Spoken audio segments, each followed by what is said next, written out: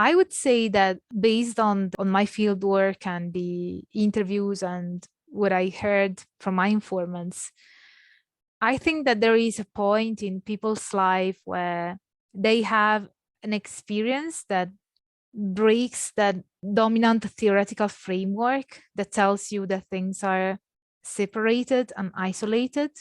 Because the idea of being this isolated creature that is here to eat, pay taxes, and decay, and then die is not appealing to most people. Most of those who practice magic want to explore a different way of interacting with reality, a way that goes beyond that sense of separation and that sense of isolation, and makes you have experiences that don't tell you, from a dogmatic point of view or because a sacred book says so, but makes you experience deeply and fully that sense of interconnection. They want to experience reality in a less isolated way and in a more connected way. It's like, why should I not experience that if that's possible?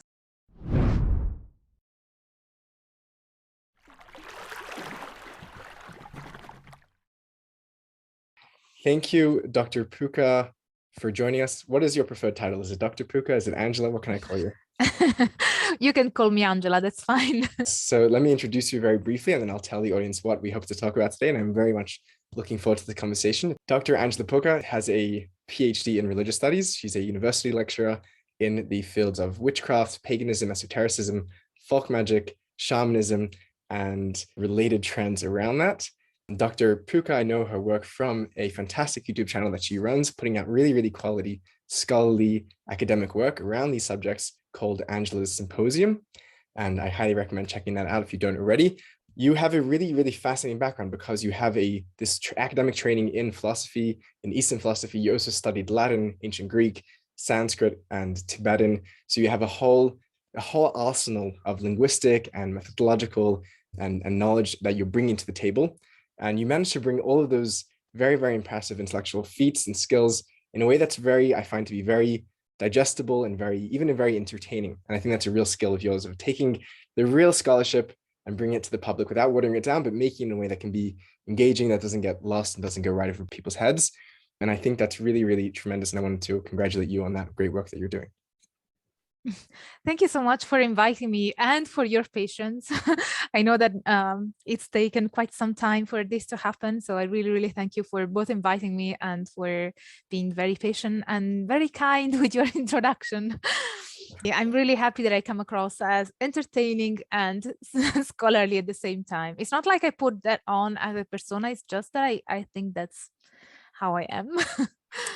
I think these topics as well, I think these topics are fun topics, right? And they can be done in a way that doesn't have to be dry. They can be done in a way that's rigorous, but also entertaining and engaging. From what I understand, in your master's research, you moved away from Eastern philosophy more to paganism and shamanism, which is what we hope to talk about today. You recently completed your PhD, as we've been saying, which was on transcultural shamanism in Italy.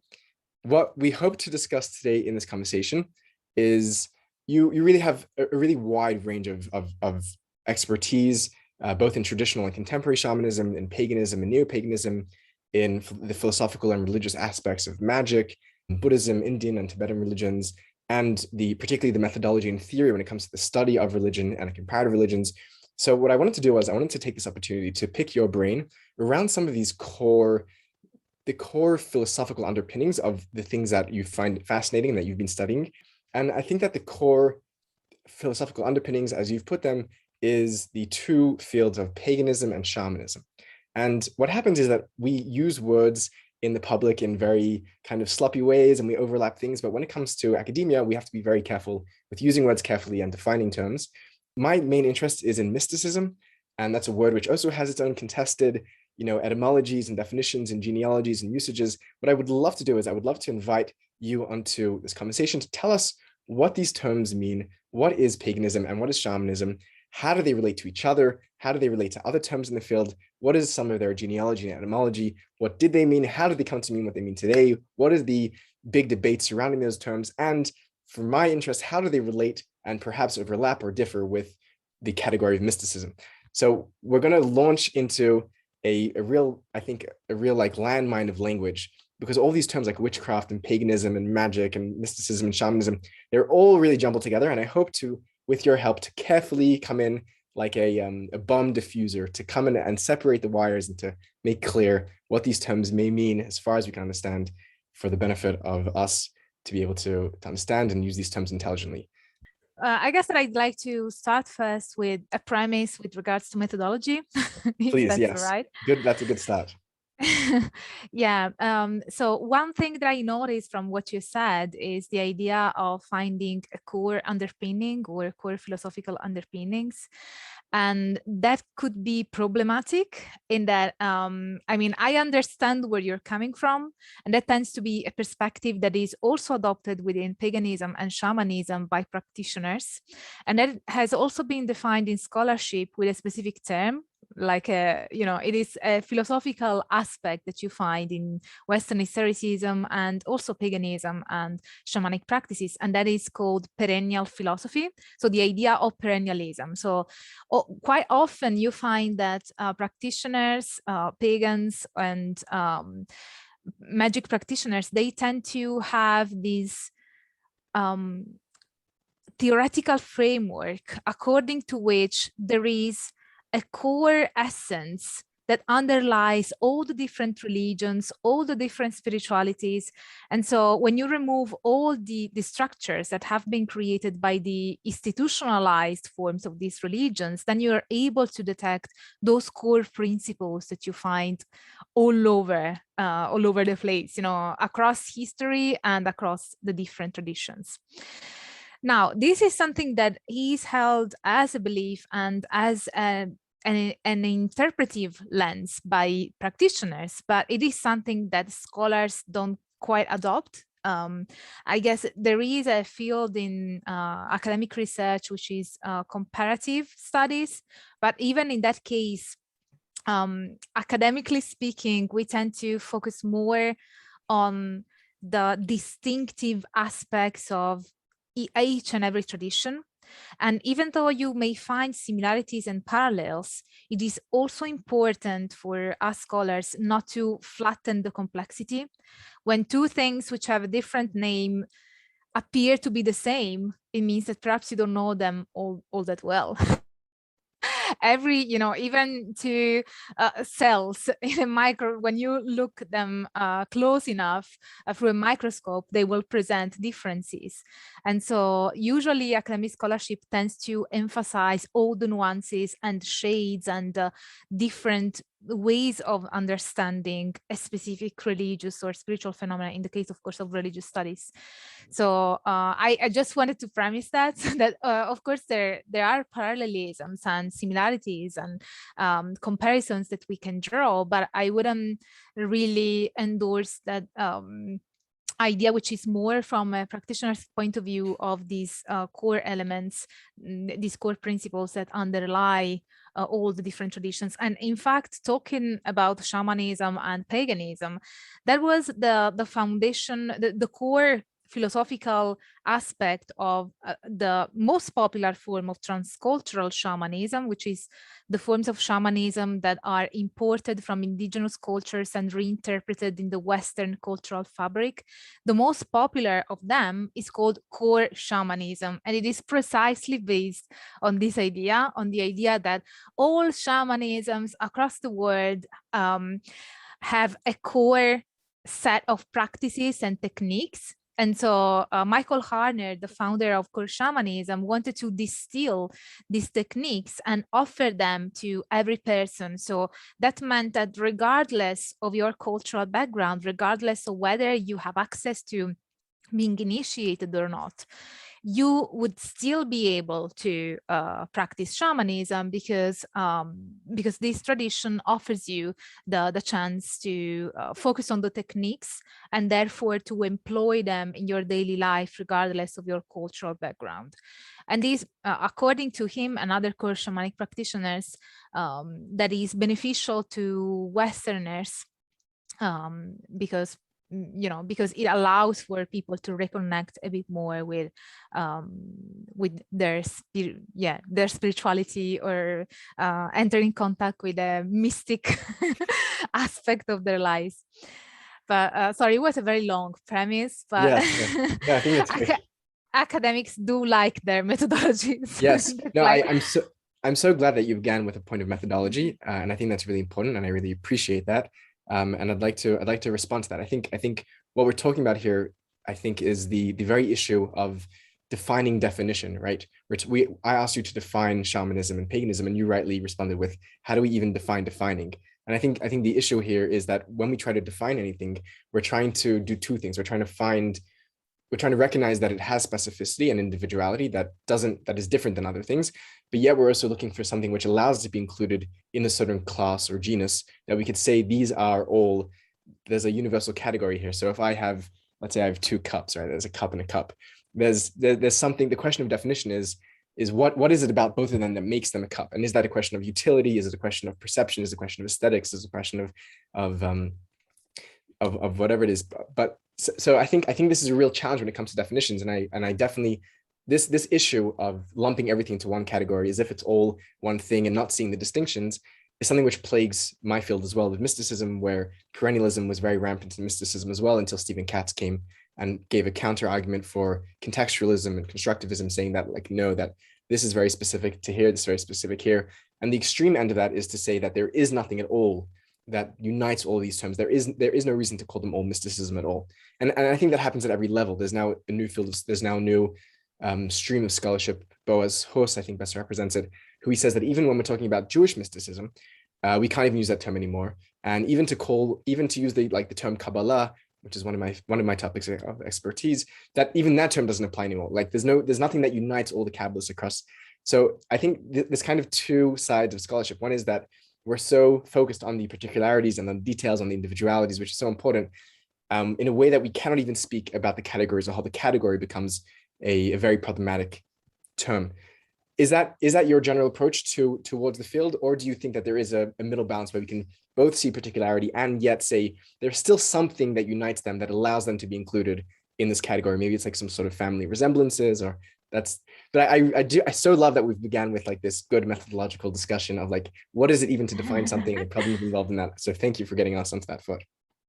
Yeah, I think that that's a very good question. And my approach is to, I like problems and problem solving. And I think that, even when it comes to terms like the ones you mentioned, like paganism and shamanism or mysticism, or even magic, there are certain scholars that would say, you have to use them very narrowly. You have to be very narrow and very specific about the use of the term. So shamanism is only the original form of shamanism found in Siberia. And then you have other scholars that say, since terms such as magic cannot be defined in any way, we should just abandon them from the academic inquiry. And I disagree with both approaches because I think that when a term, or in this case, a phenomenon, because it is not just a term, it is a term that is speaking about a phenomenon. When a phenomenon is difficult to define, that doesn't mean that we should abandon it. It just means that we need to find new ways, better methodologies to understand it. So my approach is usually a mixture of contextualization and contextualizing, but at the same time defining in a way that can be, as accurate as possible. So for instance, the methodology that I use to define shamanism, which I find to be very useful for this specific phenomenon and this specific term, is a mixture of a deictic approach and discourse analysis. So deictic comes from the Latin deixis, and it refers to terms that don't have an inherent meaning. So for instance, in English, terms like here and there. So we know exactly what here and there mean, but unless you put them in a context, they will not have a precise meaning. They will be very loose and very, up in the air. and will not really give you a clear sense of what you're talking about.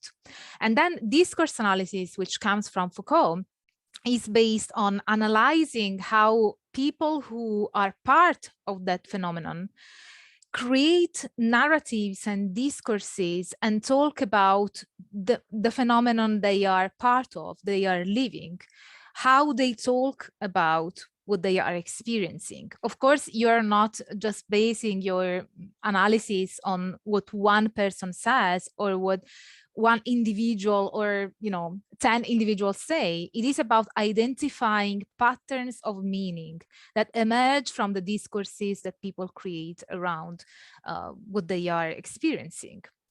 And that could also be applied to the scholars and how scholars try and understand a phenomenon. So like the argument that shamanism, which I think it's pretty outdated now among scholars that study shamanism, but it was quite an outdated idea that shamanism should only be used for the Siberian shamanism. However, the term shamanism was created and invented by Russian ethnographers of the 19th century and was never a term that was specifically meant to refer to the Siberian shamanism only. In fact, shamanism comes from the Tungusic language, from the Tungusic region of Siberia. And the term shaman was the native term to refer to their shamans, but even the neighboring town was using a different term to refer to their shamans. So it's just that these first ethnographers, found a term, then made it into an ism, and they started to apply to all the other traditions, similar traditions that presented a common underlying pattern. And so after Siberia, then came South America and other indigenous people and other traditions practiced by indigenous people. And so the term shamanism has always worked by superimposition. So it's not really a term that was defining, that was created by Siberian people to define what they were doing. In fact, one of the characteristics of indigenous shamanism is that every tradition has their own term to refer to their shamans. I did fieldwork in Argentina with the Mapuche shamans, and they have their own term, which is machi, to refer to their female shamans. But they also now use the term shaman because that is more internationally understood.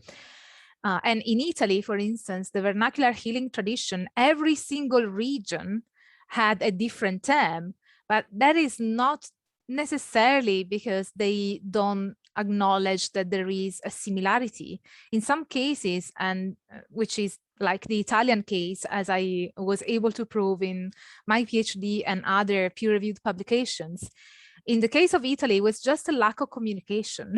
So it's just when different regions started to interact, thanks to social media and Facebook groups, they started to adopt the same term, which emerged from the community. And they all were able to easily acknowledge that they were doing the same thing with very slight variations.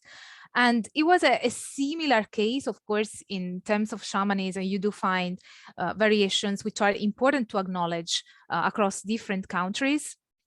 But still, it does seem as though you can still look at that and see, that's a cup. That has a different shape, but there is still a cup. That has another different shape, but it's still a cup.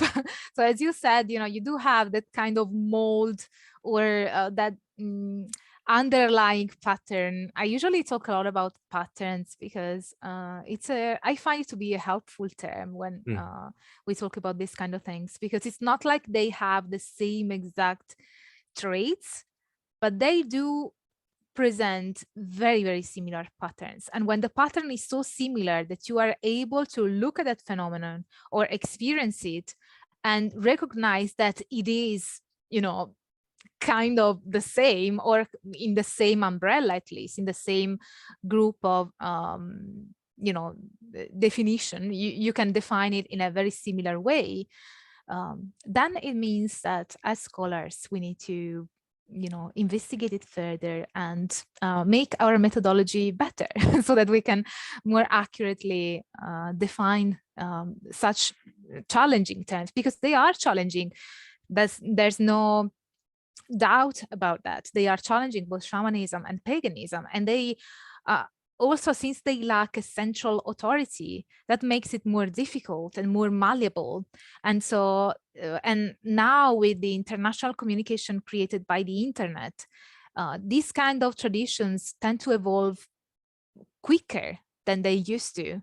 And I think that in most of these cases, one key element is communication, because if you were born in a very isolated place and the only thing you knew was what was passed down from your grandmother, that is the only way of interacting with whatever lies beyond or the perceived or what you perceive to be lying beyond, and you don't have any other options. Whereas now with we are so fortunate to have to have easy access to communication and information and knowledge, and so it becomes easier to incorporate and individually tailor your practice based on what resonates with you personally, rather than just what has been passed down within your bloodline, or what had been taught to you by your tradition. Now it is more, and I found this to be the case even with indigenous people. It's not just the Westerners that tend to be very eclectic and individually tailor everything. When you see indigenous people, when they are in a when they're not isolated in the countryside or in a secluded village, when they are in a state of communication and interaction, they usually do the same thing. So Interesting. Okay, that was a lot. Let me see if I understood what you're saying there. I'm going to try repeat back to you. So there were two terms for methodologies that you used. I don't remember the exact terms, but I'll get them from you soon. One of them was about looking at terms in relation to a specific context. So we can't just say here and there. It needs to be. So I'm assuming we can't just say shamanism. It all has to be either Siberian shamanism or trans-cultural Italian shamanism. So using these terms in specific contexts to ground them in a specific particularity, and then also looking at the way in which those terms are being used by the practitioners themselves, the discourse that's being evolved around them from within, instead of imposing our own definitions from the outside, and doing that critically and doing that. And that's also, it's interesting to have those two methodologies in relationship to one another. And then in terms of actually shamanism, which the way you set it out, that it begins in Siberia, and the term is being used in one very specific tribe to refer to their shamans, whatever that term means. We'll hopefully find out soon. And then that term gets picked up in the 19th century, or the 1900s. I forgot which one you said, by Russian ethnographers, and then gets applied as a global category. And then when people that are practicing things that have some sort of relationship to shamanism are aware of that through shared communication, they themselves adopt those terms for themselves. But initially, they really have their own distinct individual terms. So far, so good. Did I understand? yes. Okay, good. So the question then, I guess, is if these terms do have an indigenous original origin from a specific place, they've then been extracted from their place, and then they've been reapplied broadly on a whole bunch of places. Is there something, you're talking about the patterns? There's another term that's at least used in the field of mysticism a lot to work with definitions, is Wittgenstein's idea of family resemblances amongst ideas, that they don't all share something, but like me and my siblings, some of us share the same nose, some of us have our mother's eyebrows, some of us have our dad's ears, and you can kind of see they're not all identical, but there's something that's uniting them. They all look like a family within a spectrum. Is there something then from the position of methodology that you're adopting, which is very thought out and very critical, and I really appreciate that, is there something that these communities that are reappropriating, let's say, this term shamanism for themselves, is this something which they all share, which legitimates us calling them and them calling themselves shaman? And with that in mind, can we come to some sort of definition of what shamanism may mean transculturally? Okay, so I'd say that it depends on what kind of shamanism we are talking about. I'd say that there is a big difference between transcultural shamanism and indigenous shamanism or autochthonous shamanism. We can also refer to it in some cases as autochthonous shamanism, which means a shamanism from the land. Indigenous shamanism has a bit more conceptualization and a bit more behind it. But when it comes to transcultural shamanism, I'd say that you can identify some core traits that define different forms of transcultural shamanism, because as I mentioned, they tend to be very standardized in a way. There are a few characteristics of transcultural shamanism, which, as I mentioned earlier, transcultural shamanism is the kind of shamanism that is transcultural, is not specific to a culture. And they tend to be indigenous forms of shamanism that have been imported and reinterpreted in Western contexts, but now they are also practiced in non-Western contexts. So that's why they are called transcultural, because they are not linked to one specific culture. So one first element is that they are not linked to a specific culture, and everybody from every place on a planet, maybe even beyond the planet, I don't know, but everybody can practice transcultural shamanism. And in this case, another aspect is universalization. So the fact that, which is linked to this, so the idea that the practice is universalizable.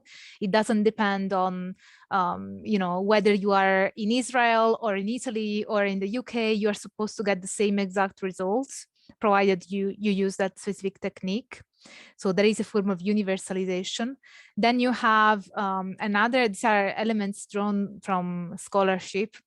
Another element is sanitizing, the idea that certain elements, certain hazardous elements and dangerous aspects of indigenous forms of shamanism have been removed from the transcultural shamanism. Then you have that it tends to be very focused on self-improvement, self-development, rather than helping the community or members of the community, although that can be found in some cases, but it tends to be more often, it tends to be the community of other practitioners. So you help your fellow transcultural shamans. They wouldn't call themselves like that, but you would help your fellow practitioners. But if we are to find some core elements that we find across different forms of transcultural shamanism, I'd say that they are based on techniques to access the spirit world, to acquire knowledge and power and healing. Within the realm of power, you have, all sorts of different things like healing or improving your life, bringing love to your life, and all these kind of things. And knowledge means knowledge of things that you couldn't acquire otherwise.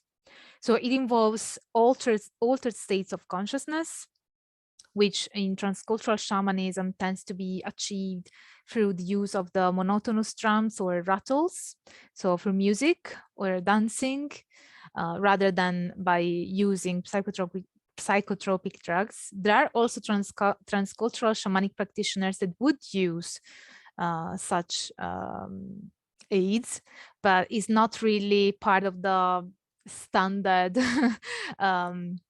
the standard teachings of different forms of transcultural shamanism. The most popular of which are, as I mentioned, core shamanism, which was founded by Michael Harner. Then we have Carlos Castañeda, and the engagement with shamanic practices that derived from his writings. I guess that these two tend to be the most common, and then you have different interpretations which occur locally and contextually of, for instance, Andean shamanism. In my case, I have conducted fieldwork in Italy. So I have seen that there are groups that were focused on Andean shamanism, but they of course are trying to stay authentic to the tradition, but also inevitably they are adapting it to a different culture and a different setting. Also, you have Siberian shamanism, which tends to be incorporated and interpreted in the specific cultural fabric. So you have these different forms of indigenous shamanism, which get incorporated. And in all of these cases, when we are talking about transcultural shamanism, then they all have this element of not being connected to one specific culture, and often they tend to be eclectic. So a person that has undertaken the workshops by the Foundation for Shamanic Studies, which is the one that divulges the core shamanism, they might very well also be practicing Andean shamanism or go on spiritual trips to Peru or other such or engage with other such experiences and practices. So there is this element of eclecticism as well. When it comes to indigenous shamanism, in that case, I would say that it is more complicated to find traits that every single indigenous shamanism has. I'd say that even in this case, in the case of indigenous shamanism, of course, it will be a whole other topic, the how do we define indigenous, but I do have a video on my channel on the difference between, establishing a difference between indigenous religions and indigenous traditions. Which is, the premise that we need to put up front in order for us to have a discussion on indigenous shamanism, which is going to be published in a volume on indigenous religious traditions by the end of the year. So that's also going to be a publication, an upcoming publication of mine.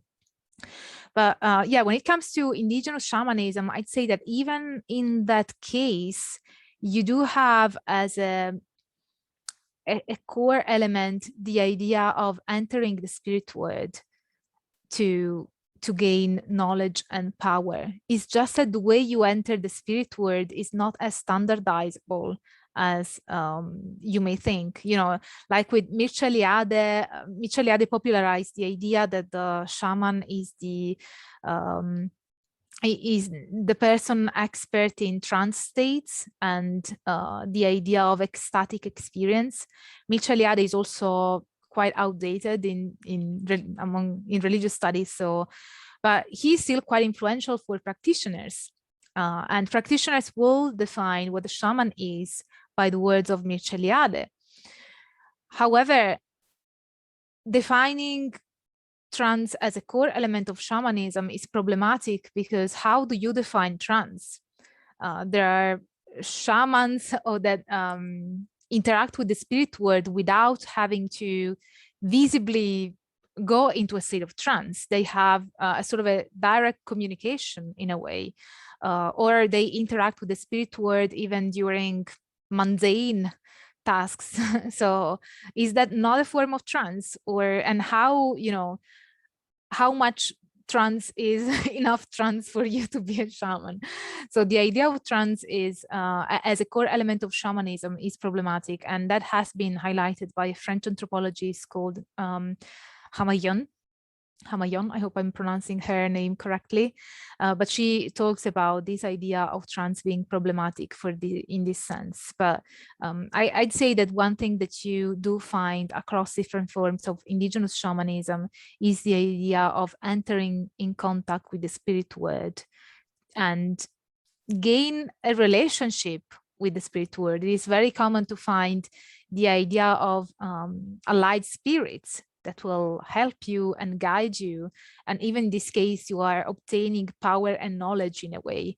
Perhaps not everybody would define it as power, but certainly it's meant to give you the opportunity to expand your field of agency on the world and help yourself and help others through the interaction with the spirit world. So this is something that you do find across different shamanism.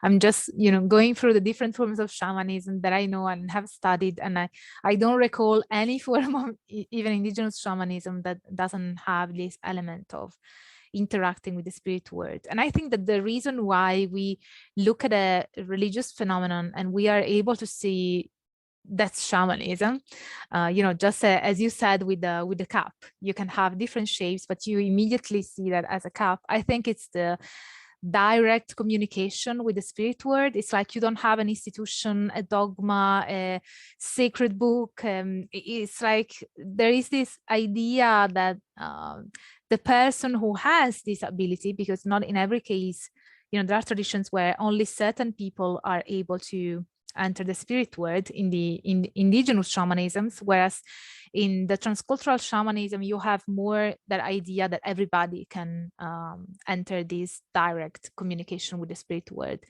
In indigenous traditions, it's more common that only certain people can do so. In some cases against their will, so they get chosen by the spirits, and in some cases they really don't want to become shamans because it's a great responsibility for themselves and especially for the community, but they have to, because otherwise it's believed that they will die. In fact, one other element that you find in indigenous shamanisms is the idea that once you get the call, one of the recurring elements is that you will get ill, you will fall ill, and that nobody is able to heal you or cure you from that specific disease. And that's going to be the first contact with the spirit world, when you first are able to heal yourself. And once you heal yourself, then is kind of a testament that you have in fact entered the spirit world and you have survived death in a way, and that made you a shaman. But you also find that there is the concept that not always shamans will call themselves shamans, or whatever the local term is.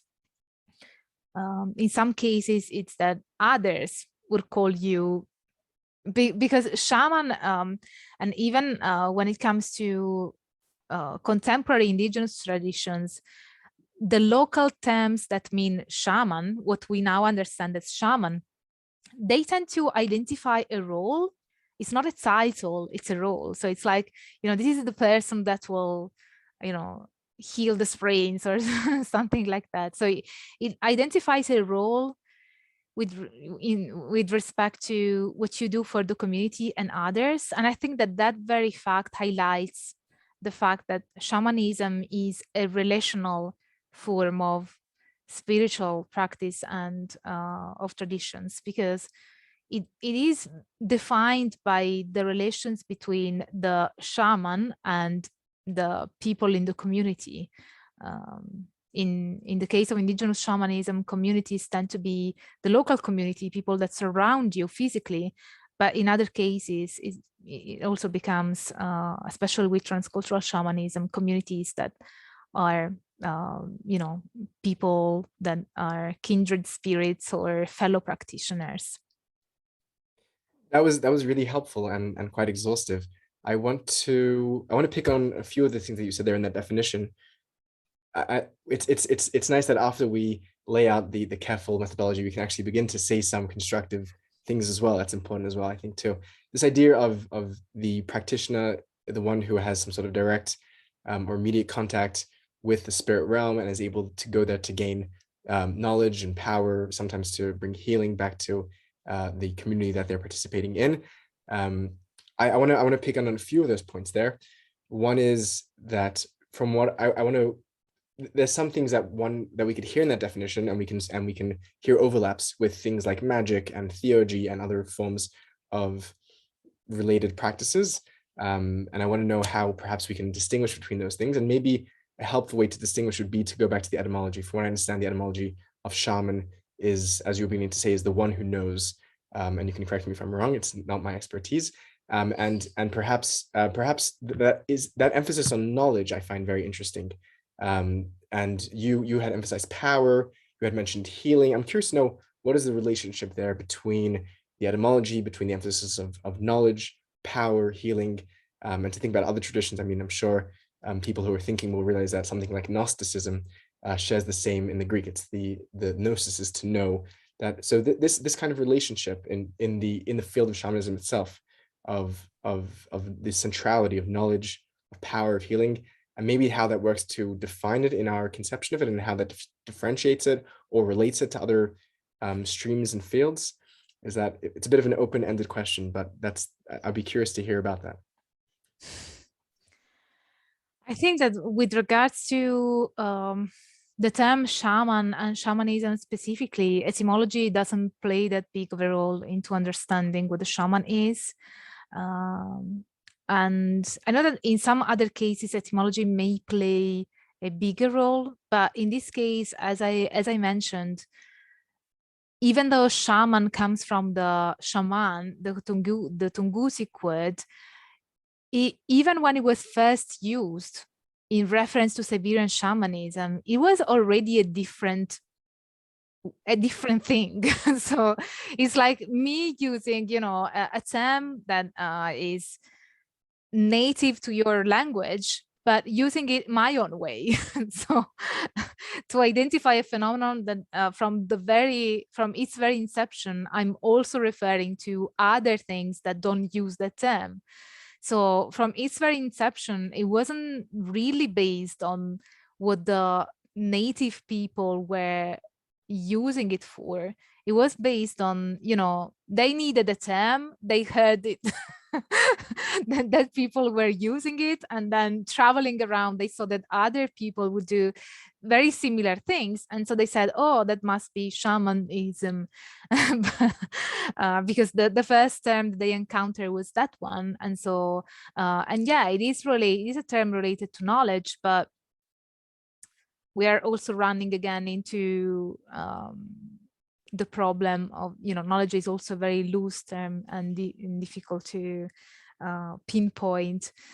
But I don't think that with shamanism, and even with paganism, I would argue, I think that it's important to understand where terms come from, but it's also important to see whether, to distinguish cases where etymology doesn't play that big of a role in understanding the phenomenon now, and other cases where with paganism, I'd say that the term, the etymological origin of pagan, which comes from the Latin paganus.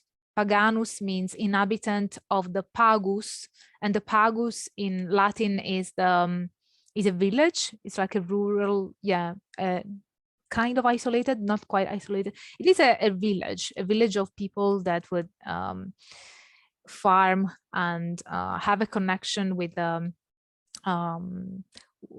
earth and the field. So it started out as a derogatory term, and it was first used in Roman times, and then later on it became a way of saying people that are not Christians. And I think it was also used to mean people that are not Muslims. So with that term, the term started out to sort of set apart those who were not converting to Christianity, and it was it was used in a derogatory manner. So it's interesting that in some cases you can hear pagans say, why do you use that term since it started out as a derogatory term? But it's quite often the case that terms and labels are created by others, by outsiders. I didn't call myself Angela. My parents called me Angela. You don't call yourself. When you are part of something, part of a phenomenon, you are just in the stream of it. It's always somebody or something that is outside, that in order to distinguish, you know, what they see in front of them, they need to adopt a term, a label, because in that way, labels and terms are important because they are ways of reifying things. Reify means to make into a thing, make something into a thing. So they are reifying terms. And when you would see that there are some people that would not convert to Christianity, for instance, in a specific historical time, you would call them with a term, and that becomes derogatory because you are naming the others. But that doesn't mean that that the term in itself is spoiled, or that it is inherently a negative or offensive term.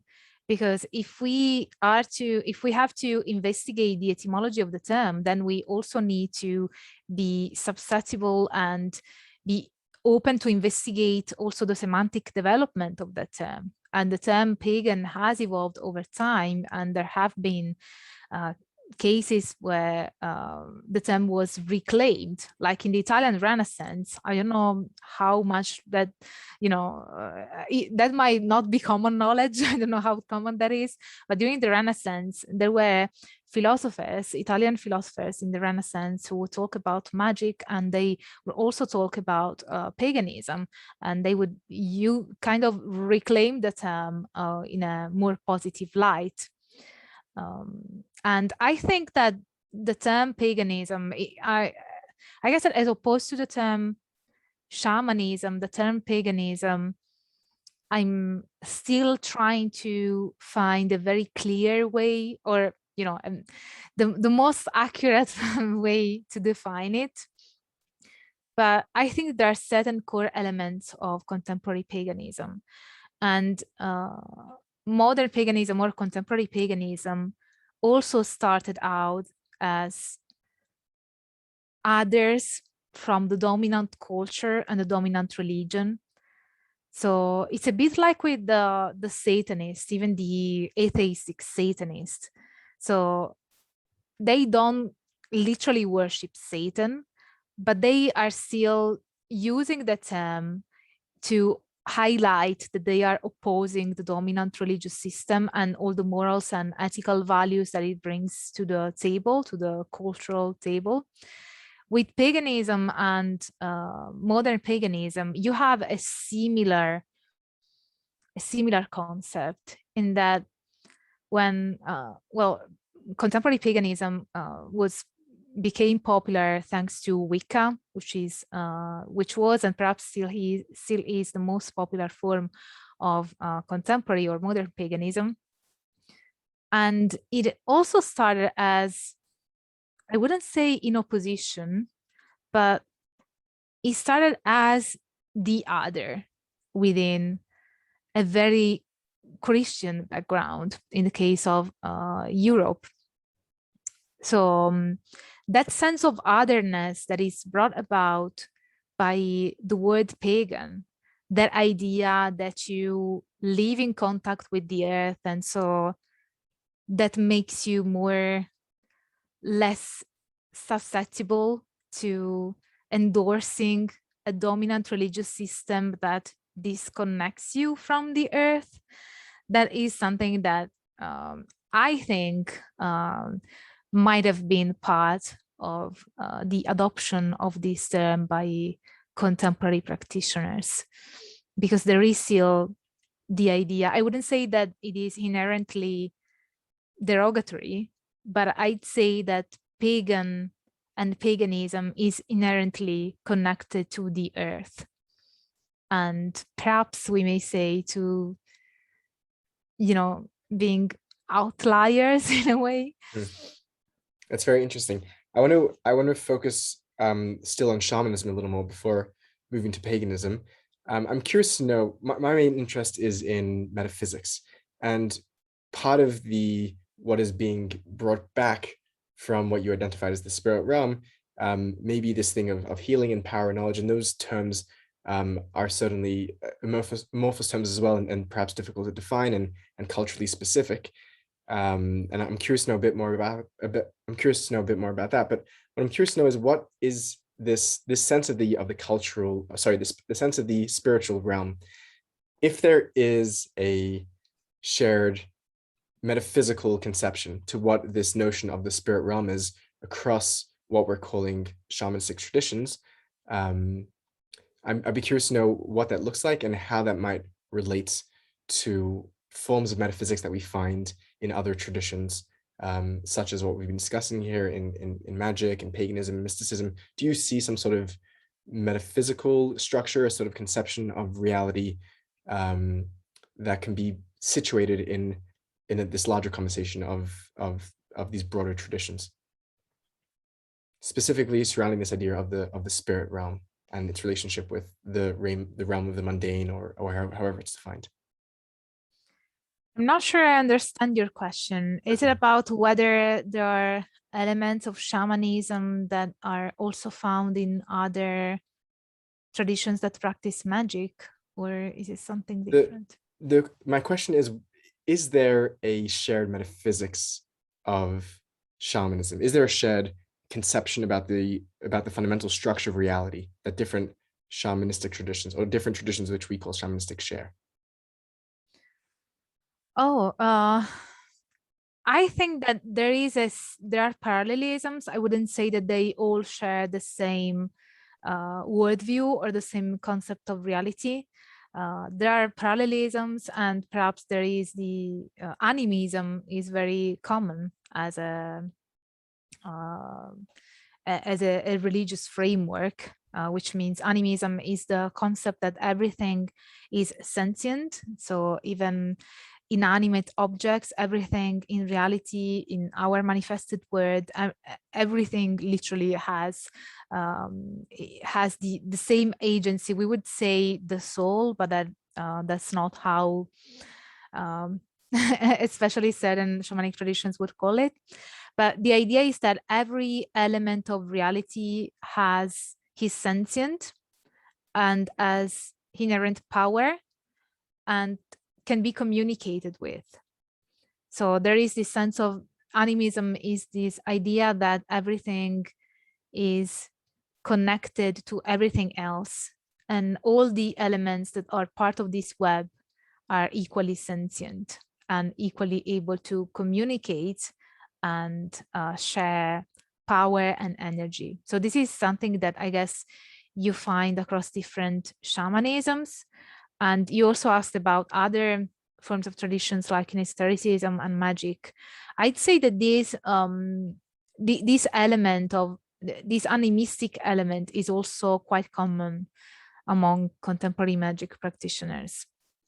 I'm not sure whether they would all agree on the idea that even inanimate objects, or that all inanimate objects are sentient, but since they quite often use gemstones and herbs, and they try to utilize their inherent power, and they have correspondences, like a certain herb will bring a certain, is connected to a certain result, or a certain gemstone is also connected to achieving, to bringing into your life one specific energy or another.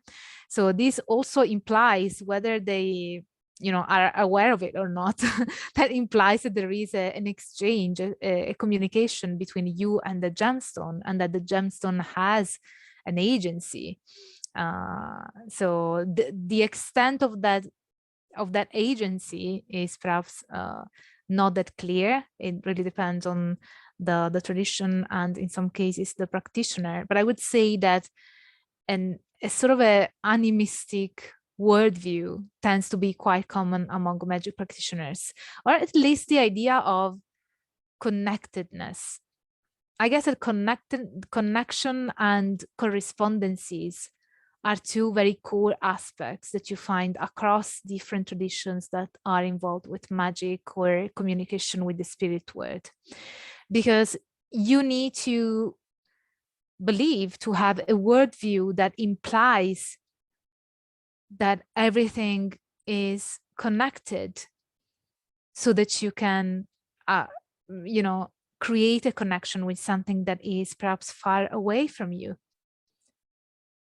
And also the idea of correspondences is based on identifying what threads of the web are closer, and that is not really linked to the physical distance. So if everything is an interconnected web, and there are things that correspond to other things, it's like finding the right thread that you can pull so that the thing that you want to attract or repel will lead to the desired result. Because if everything is connected, and obviously the connection is not based on physical distance, but on the correspondence between you and a specific object, a specific symbol, a specific allegory, and a herb or a specific element that you can use. These are all things that will allow you to interact with this web of this interconnected fabric that the reality is made of, in a way that you can affect your reality and what is happening around you. So I'd say that connection, and also connection, plays a role in the idea of communicating with the spirit world. So yes, perhaps an animism, or a certain degree of animism, the idea of connection, the connection, or that everything is connected, and the idea of correspondences, where you also find, symbols and the different elements that people employ in their magical practice to aid the reshaping of the fabric of reality. That's really helpful, actually. That's very interesting framework to be working with. So animism, a sense of interconnectivity and correspondences. The phrase you said, that everything is an interconnected web, as some sort of general vision of reality, I think is very fascinating. I want to ask a question. I don't know if it's a fair question to ask a scholar as opposed to a practitioner.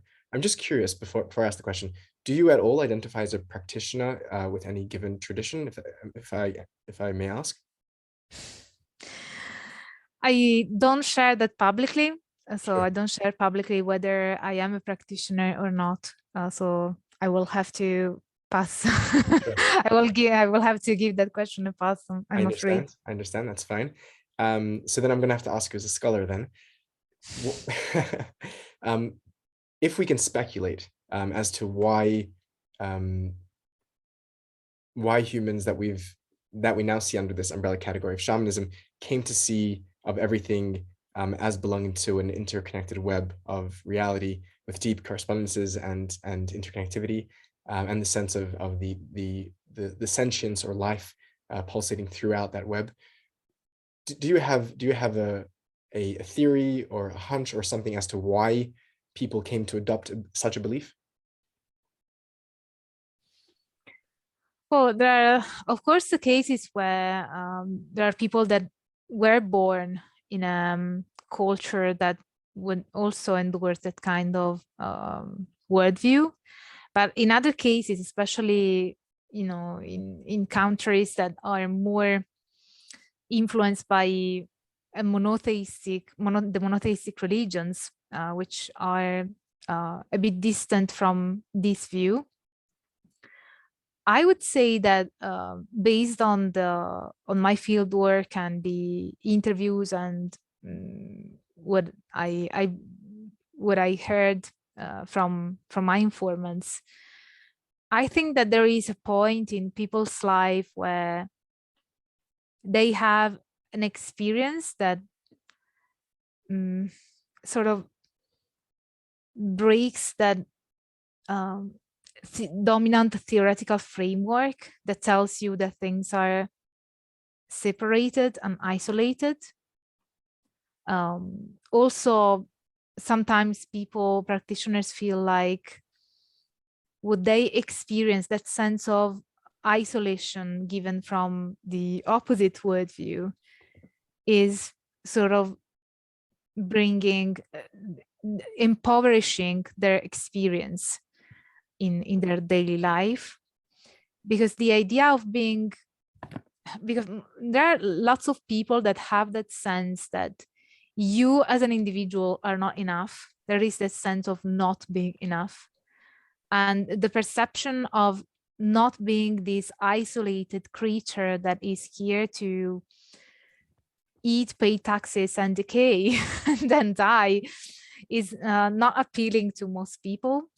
So I think that most of those who practice magic want to explore a different way of interacting with reality, a way that goes beyond that sense of separation and that sense of isolation, and makes you have experiences that don't tell you, you know, from a dogmatic point of view or because a sacred book says so, but makes you experience deeply and fully that sense of interconnection, and that sense that even if now you see yourself moving within a body, you can also move without a body, like with experiences of astral projection, for instance. And even if you can see that there is a certain limitations to what your hands can do, like, you know, you can lift a cup, but and there are so many things that you can do, but you can do more without touching things. So you can have a manipulative power in a way towards things that you cannot touch.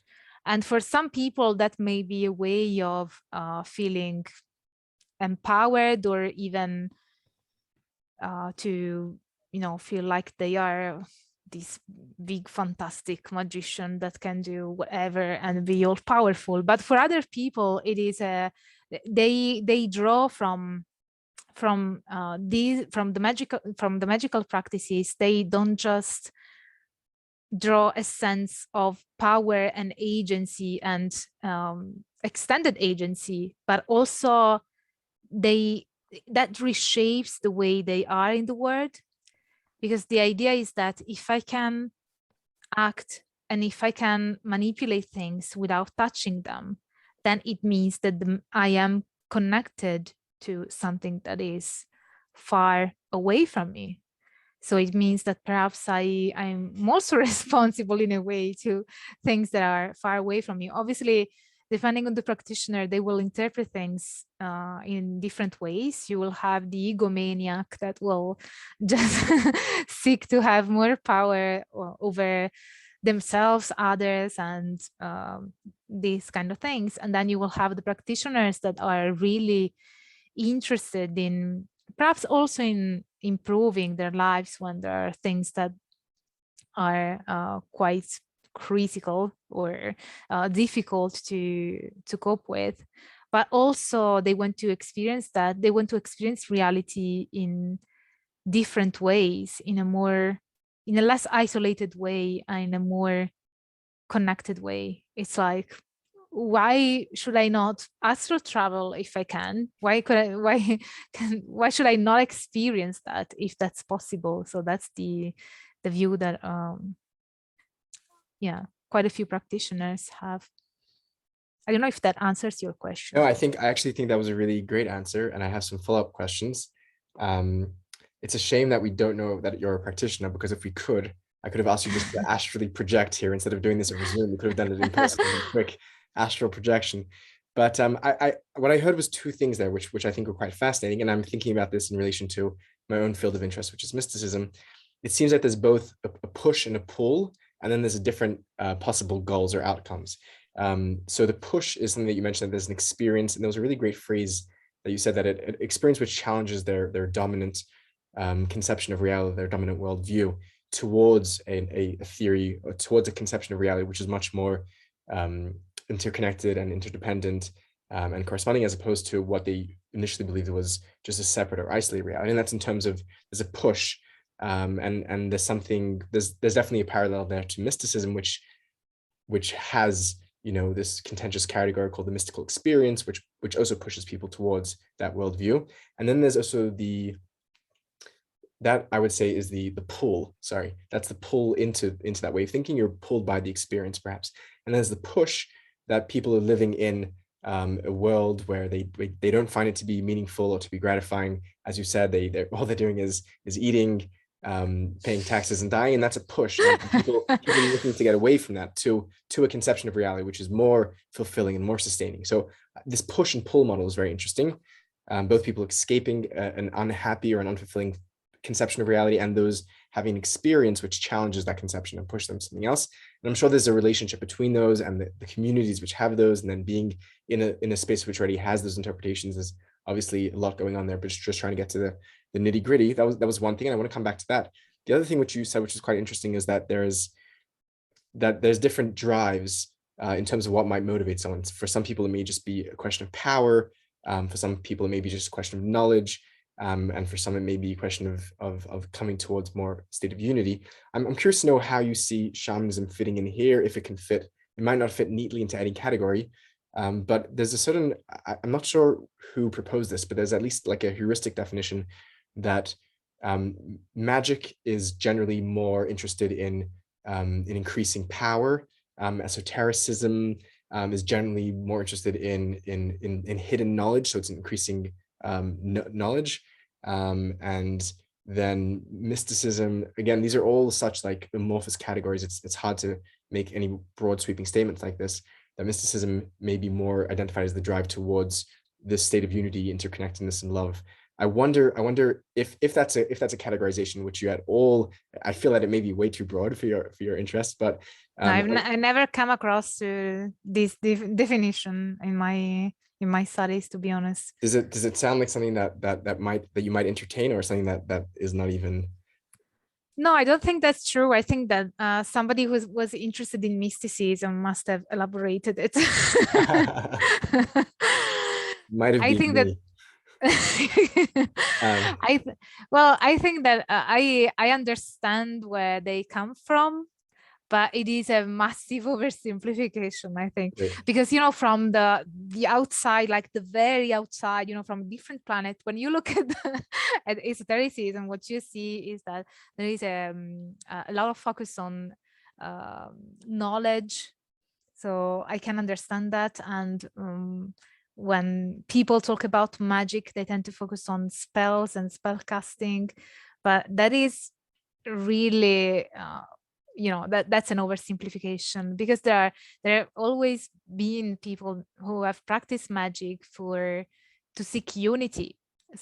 So that is also an aspect. Like if you read Giordano Bruno, once again from the Italian Renaissance, there is quite clearly this idea of interconnection and unity. So you do have a sense that magic is only possible insofar as you are able to seek unity, because if you are not part of that interconnection, how can you even be able to interact with it? And this is not something that everybody would agree on, obviously, but I'm just pointing out that there are magic practitioners and magic traditions that have had a focus on the idea of seeking unity and what you would define as mysticism. In fact, I'm preparing now a video on the Rider-Waite tarot deck, and it's quite serendipitous, because the author, the lead creator, which is Arthur Edward Waite, even though he was part of the Golden Dawn and an esotericist, his primary interest was mysticism. And so even though he was part of traditions that were engaging with magic, he was kind of extrapolating what he was most interested in, because his main purpose was what he called divine unity. And he was mostly interested in mysticism, and he was trying to see what could he get from all of that knowledge around him, and all of the symbolisms that were within Christianity and the other occult traditions that he was engaging with. He was trying to ultimately find a mystic unity. As I said, he defined it as divine unity. So I also have an example from something that I'm reading and preparing these days, actually, for my next YouTube video. So I think that that's an oversimplification that comes from somebody who's outside, Yeah. which I can see where it comes from, but I also have to point out that it is an oversimplification. I had a feeling that you wouldn't be so happy with that with that broad characterization.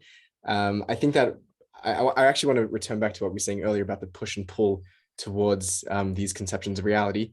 I think that if this conversation, I think if it continued, it's just going to lead into like questions of no true Scotsman, and like, how do we define these people? Are they magicians? Are they mystics? And so I think what happens there is that our definitions begin to dictate the data as opposed to the other way around, which becomes problematic.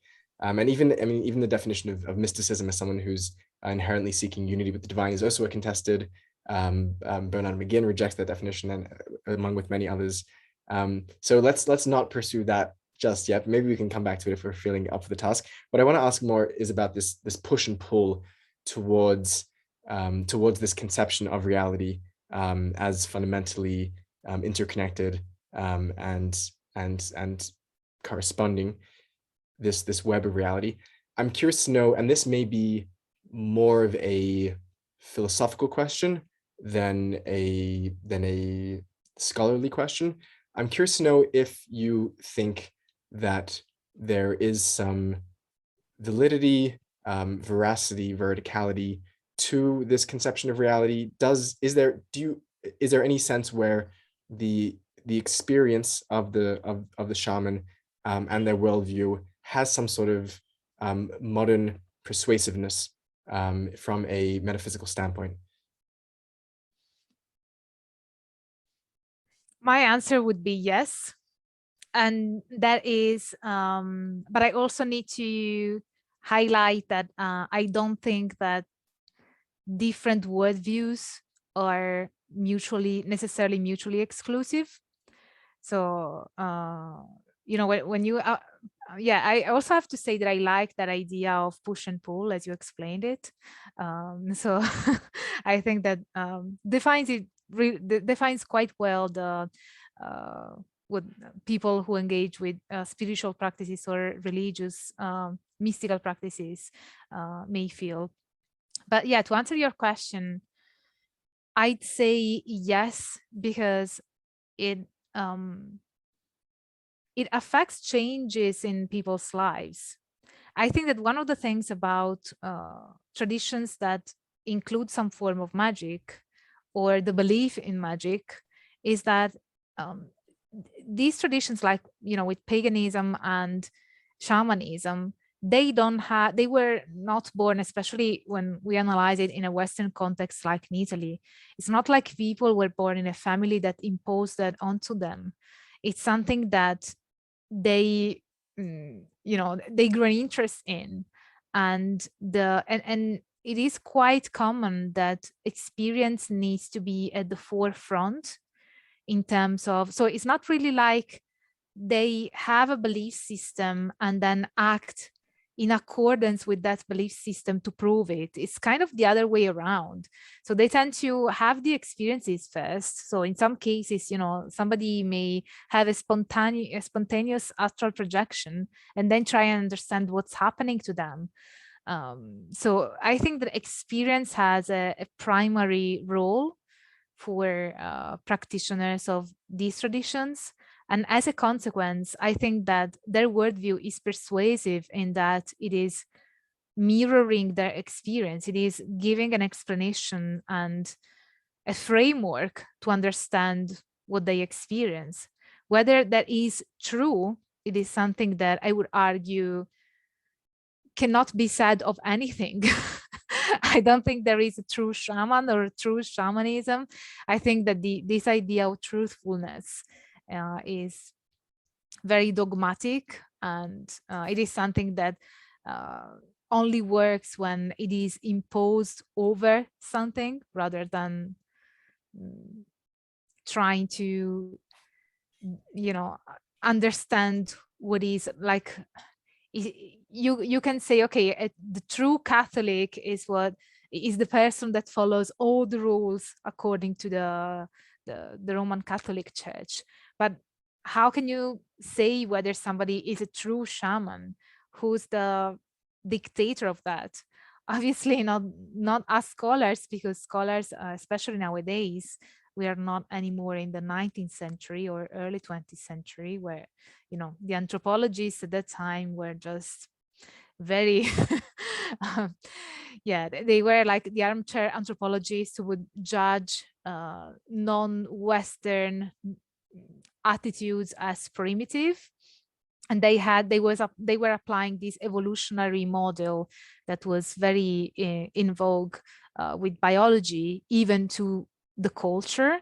And so it's like everything that came before us is worse. So they had this idea that time goes from worse to better, and so as a consequence, everything that came before us, or that appears to us as being linked to what we have overcome as a society, it means that it is primitive. Yeah, I'd say that it is persuasive for them because it mirrors their experience, and that for magic practitioners, experience comes first and theory comes after. And theory is important because as human beings, we tend to create meaning. We are not just satisfied with experiencing things. We want terms and names and understand things in a way, because knowledge is part of how we navigate reality and gives us meaning and purpose. And in another way, because it makes things more predictable and more understandable, and more like you have them in front of you. When you can name something, it means that you are creating a distance, because you are observing that phenomenon and giving it a name, which means, you know, if I'm not observing it, if I'm the observer, it means that I am separate from what I'm observing. And as a consequence, that creates a distance that also allows me to see it and even change it and manipulate it if I want to. So it gives you a sense of control in a way, but it is also, we like to know as human beings, I would assume. That was very helpful, and I appreciate your switching of the emphasis from truth to persuasion, and the notion of why humans are trying to make sense of it, and the coming to name something, which can have both effects. It can also be a way to get close to something, to be intimate with someone, to call them by their name is a way of creating relationship, but also to create distance, so we can begin to categorize and analyze. And there's an interesting idea that pops up in many ancient traditions when one would encounter a monster or a demon. The way to gain control over it was by naming it, and that idea of having the name means that you're now able to observe it, and you have some sort of control over it by naming it. Is a very interesting idea. I have to think about that. I'm curious to know, I know that part of your expertise is on modern forms, contemporary forms of both paganism and shamanism, and other related traditions, even though those are just the two we're focusing on here today. I'm curious to know if you have understanding or an explanation of, firstly, if you could give us a brief description of those modern traditions and what's happening there. And I know I'm asking you for a lot here, so I appreciate it. And if you could tell us why perhaps that spread is happening, and what is persuasive for a modern person, that they're now turning back to and adopting these ancient or these indigenous traditions that they were not born into. Do you also want a definition of shamanism? I thought I had covered that. No, Or do you want me to? I would love an overview of contemporary movements of, I'm not sure what the correct terms are, whether that's contemporary shamanism or neo-shamanism, neo-paganism, where you see that spread happening, and why perhaps that spread is happening. I know that I'm asking you very big questions here, which yeah, I'm just trying to try and answer your question. I'm not sure whether you want my answer to be only on shamanism or on paganism. I mean, the main bulk of the conversation has been on shamanism. So if you'd like to focus on that, you're welcome to. But I'm not sure what's happening today in the modern world. So the modern world of paganism may be more interesting. So whichever one you feel more interested in answer. And you want me to talk about why they spread? Yeah, why might a modern person who's grown up in a tradition that has no real connection to these other cultures is going ahead and adopting these practices and these beliefs? Mm. Yeah, that's a very complex question. I don't think that we could lump together shamanism and paganism, though. I guess that with shamanism, as I said, there is shamanism tends to be more seen, especially by Western practitioners, as a set of spiritual techniques, very, following the Eliades view on shamanism, but that is also the leading view from practitioners. So the idea is that shamanism is a technique to enter in contact with the spirit world to gain knowledge and power. And so there are people who are also Christian and practice shamanism. So that's seen as a practice and it's not threatening in a way to your religion, even if you are following the dominant religious system, which of course in the case of Italy is Catholicism. And whereas paganism is considered more as a religion, so I would distinguish the two. Because from the point of view of practitioners, especially those of transcultural shamanism, and I'm aware that there is also the term neo-shamanism, but I prefer not to use that because it tends to be used in a diminishing way.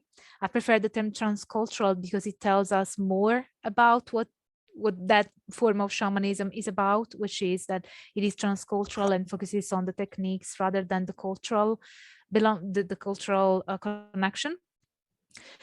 So with shamanism, you find that people that want to have, that are interested in healing in different ways, or that they want to have a contact with the spirit world, but they are not completely satisfied with their religious affiliation, even though they might still very well be Catholics and engage with shamanic practice, they see that as an experience, having an experience of the divine, a direct connection with the spirit world.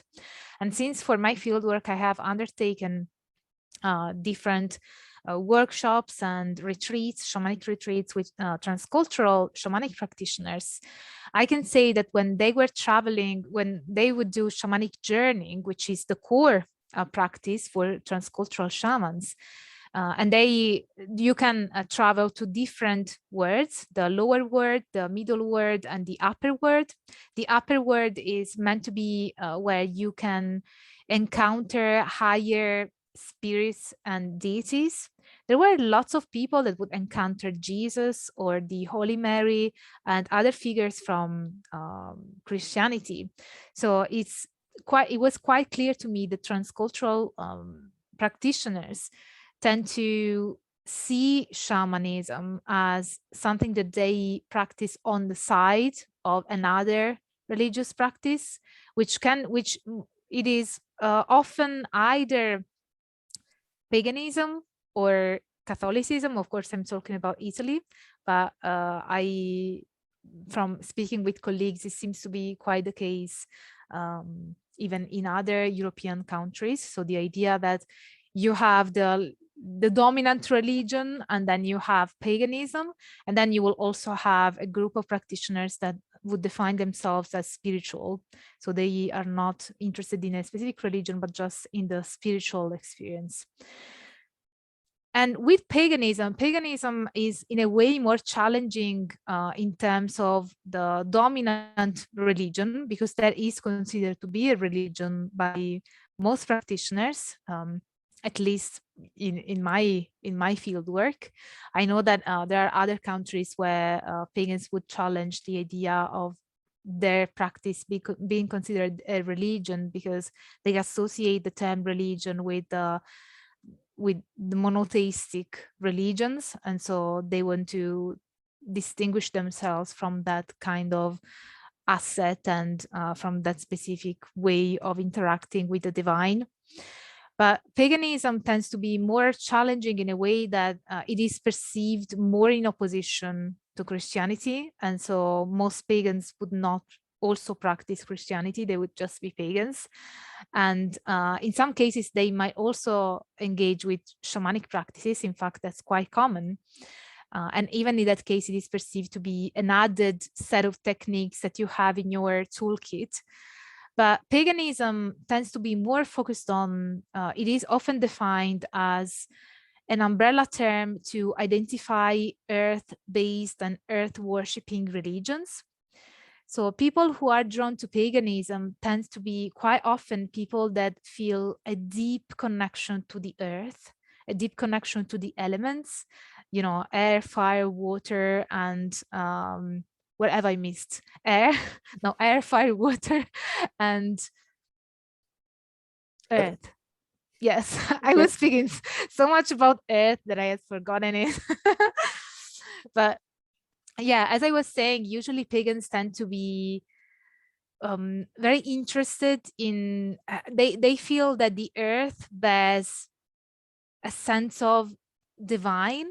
And so that immanence that they feel, so that sense that the divine is immersed in nature, in the material world, that tends to be something that draws people who were born Christians or Catholics in the case of Italy. They are drawn towards paganism because of that. Then there's also the practice of magic, which also can draw people to the practice of paganism, which is quite common among pagans. And also it tends to be an option for those in the LGBTQ plus community or the queer people that feel excluded by Catholicism. And paganism is, on the other hand, quite inclusive and quite open to different, you know, non-heteronormative approaches to one's sexuality and the gender definition. So that tends to be also another component. In fact, in the contemporary pagan community in Italy, but it seems to be not just the case in Italy, but I think it was quite prevalent in Italy, perhaps because of, you know, Catholicism in Italy is a bit more conservative than in other places. Like in the UK, I can see that Catholicism here and Christianity in general is lived and perceived in a different way. So with Italy being very conservative still, you can see that lots of contemporary pagans are from the LGBTQ community. So that's also another element, because perhaps they feel excluded from Catholicism, and they might also have an interest in magic or feel a connection to the earth. And so that could lead them to exploring something else, which is paganism. That was really, really wonderful. I love how, like, any question which I ask you, you have such a in-depth, comprehensive, like fact-based answer. It's really quite something. And your field work and your scholarship very much shines through all of your responses. And I very much appreciate you making the time to share that knowledge with us. I feel like we've covered a very comprehensive, brief overview and introduction to paganism and shamanism, although more shamanism in both in historical senses, in a theoretical sense, and a methodological, and now a bit of contemporary. And I don't want to take too much of your time. I want to maybe ask one last question, which is not directly related to these fields, but related to your work here as a educator and as a YouTuber sharing academic knowledge. I'm curious to know, perhaps, and this wasn't part of the script, so I'm gonna launch this as a surprise. I'm curious to know what that work is like for you, coming from a place where academically the work is being done very rigorously, and most of the discussion is to an in-peer audience, where you're working on layers and layers and layers of already established debates and definitions and terminologies and methodologies, and things are so technical and so precise, so specific. Taking that information and bringing it to the public, who, for most people, these terms are not terms that have spent hundreds of hours trying to look at and getting a sense of the topic. And that I know for me, I face similar challenges trying to distill that information. I'm curious to know how that experience has been for you. How have people been receptive to the information? I mean, I know if the numbers say anything, that people are finding your content to be very educational and very value giving. And I'm curious to know from your side how that challenge has been for you and how the reception has been for you. That's a good question. So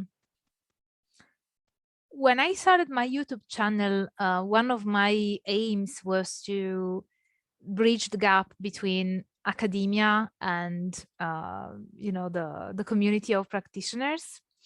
And that is because I realized, since I do field work and I do anthropological research, so I do have an interaction with practitioners who are also my informants. And I also go to conferences and I publish with other scholars. And I could see that there was such a big gap between what the knowledge that practitioners have access to and the knowledge that we have in the ivory tower. And so I thought it was unfair, because even though there is some scholarship that is open access, and so you don't have, it's not, behind a paywall of any sort, but people just wouldn't know, because the way you research things from an academic perspective is completely different. And it's not a way of me saying, oh, practitioners are not good enough in their research. It's just that it is a completely different training, and understandably so.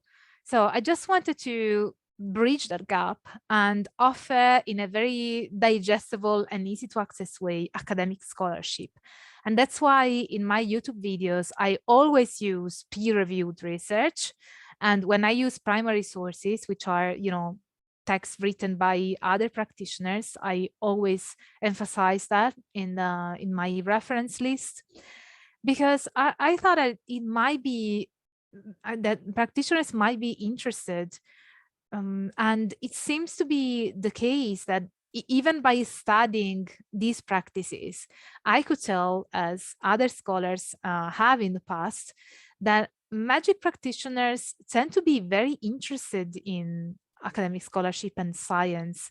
So I just felt that it was, I don't know, it's like, why are you an academic scholar if you cannot even help help practitioners have access to the knowledge that you are trying to acquire through your methodology? So it's like we try so hard to get the most accurate way of exploring and understanding this phenomenon, and then it just stays amongst us.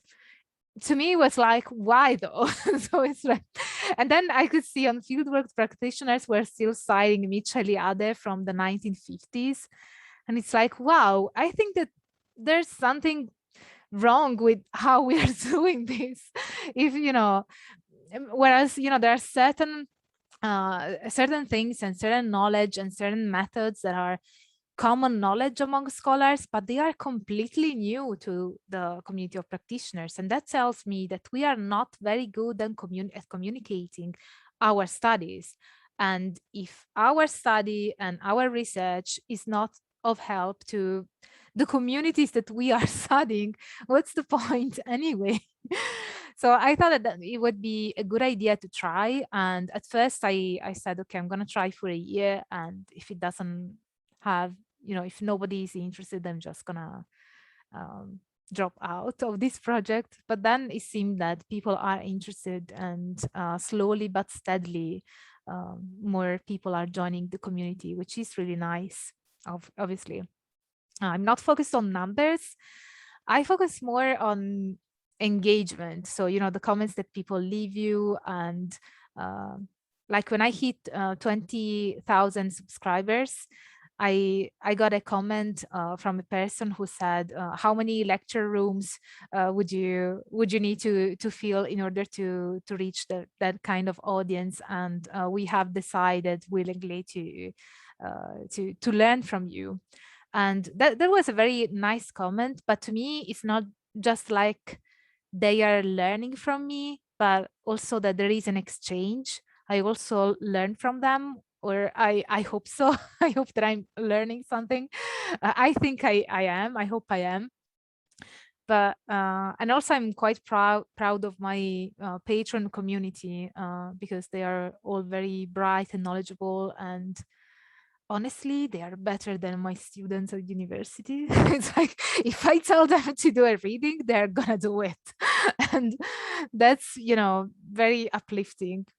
I also had, for with my patron, it was, I think, a month ago, we had a session with my PhD supervisor, my former PhD supervisor.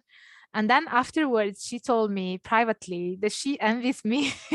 She said, wow, they're amazing. They're just, so full of ideas, and they're very stimulating, and thought-provoking. So yeah, I'm really proud of that community that I'm creating. However, that means that quite often I don't even have a day off in a week. But yeah, we will see what happens in the future, how things develop. That's really awesome. Thank you for sharing that with us. I think, firstly, from someone who's also part of your audience, I think that besides for your rigor and your scholarship and your attention to methodology, I think that your passion and your enthusiasm and your liveliness and joviality around the energy that you bring to the topic, I think, is so important. And I think that a lot of the work, perhaps, that people see academia as boring and dry and old white men, giving over lectures that everyone falls asleep in. And I think that what you're bringing is very fresh and very exciting in that regard. And this might be a bit tongue in cheek, but the work that you're doing to bridge the academic world, the ivory tower, as you put it, with the communities of practitioners, I think is very beautiful. And one may even suggest that there is some sort of shamanistic element of the person who goes to contact the other realm to bring back knowledge, and to bring some healing between those two realms, to transfer the knowledge. So we can call you Dr. Angela Puca, the shaman of YouTube, bringing back that knowledge from the peer-reviewed journals, from behind. You're going into the liminal places behind the paywalls, into the conferences, and bringing that information to us. And for that, we're very appreciative. And I'm very appreciative that you made the time to sit here and answer all of these questions that I had. And I hope they weren't too broad and expansive, and I hope that they weren't too generalizing. But thank you so much for taking the time and for sharing your wisdom and sharing your knowledge. And may you continue to have much success and much nachas, as we say in Hebrew, much gratitude from continuing to share, continuing to explore with all of us together. Thank you. Thank you so much for inviting me. I think you were so nice and lovely that every time that I have a bad day, I'm gonna rewatch different parts of the interview. Yeah, I'm really glad that you think that of my work, and I also really enjoy your YouTube channel, and I hope that it will be a success. I'm sure it will be a success, and you totally deserve it. Thank you very much. Thank you.